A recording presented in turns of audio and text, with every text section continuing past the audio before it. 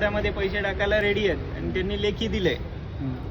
जर आपल्याला 2 आठवड्यामध्ये त्यांनी फरक टाकला नाही डीबीटीचा चालू 6 महिन्याचा, तर सगळ्या मुलांना सांगतोय या ठिकाणूनच की पुढच्या आंदोलनाला जर यांनी पैसे नाही दिले तर याही पेक्षा जास्ती मुलं मला 10 पट पाहिजे. म्हणजे 87 वसतिगृहामधले कमीत कमी इथं 1000 मुलं पाहिजे. किती? 1000 मुलं.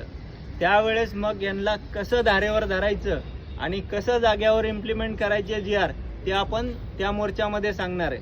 पण जर आज मान्य केलंय त्यांनी, तर जी मेन मुद्दा होता तो डीबीटीचा, तो त्यांनी सॉल्व्ह केलाय. 2 महिन्यामध्ये आपल्याला पैसे टाकणार, 2 आठवड्यामध्ये पैसे टाकणार हे त्यांनी स्पष्ट सांगितलेले. बाकीच्या ज्या काही गोष्टी असतील त्या त्यांनी यांच्या स्तरावरती ॲक्सेप्टच केलेल्या आहेत, त्या खरं बघायचं तर. त्याच्यामुळे तो मुद्दा महत्त्वाचा नव्हता. आजचा मुद्दा महत्त्वाचा होता तो डीबीटीचा.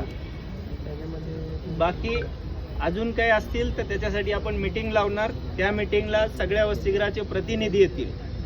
ज्या ज्या हॉस्टेलचे वसतिगृह वाईज अडचणी असतील त्या सगळ्या अडचणी त्या पत्रामध्ये सगळ्या मुलांच्या साईडनी ते प्रतिनिधी घेऊन येतील आणि त्यावेळेस मग आपण यांच्यासोबत मीटिंग केल्यावरती ज्या काही आपल्या बाकीच्या गोष्टी आहेत वसतिगृहातल्या सोयीसुविधाच्या त्यासुद्धा आपण त्या ठिकाणी मार्गी लावणार.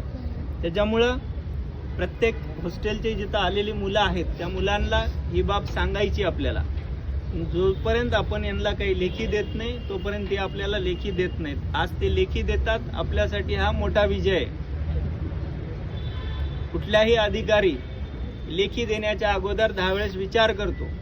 पण आपले आजपर्यंतचे आंदोलन असे आहेत की ज्या ज्या अधिकाऱ्याकडे आपण आंदोलन करतो, वसतिगृहाचे आंदोलन जातात त्या ठिकाणी आपण त्याच ठिकाणी आश्वासन घेतल्याशिवाय पाठी जात नाही.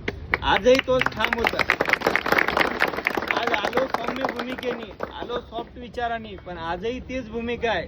जर यांनी आपल्याला लेखी दिलं नसतं तर आज इथून आपण रिटर्न गेलो नसतो.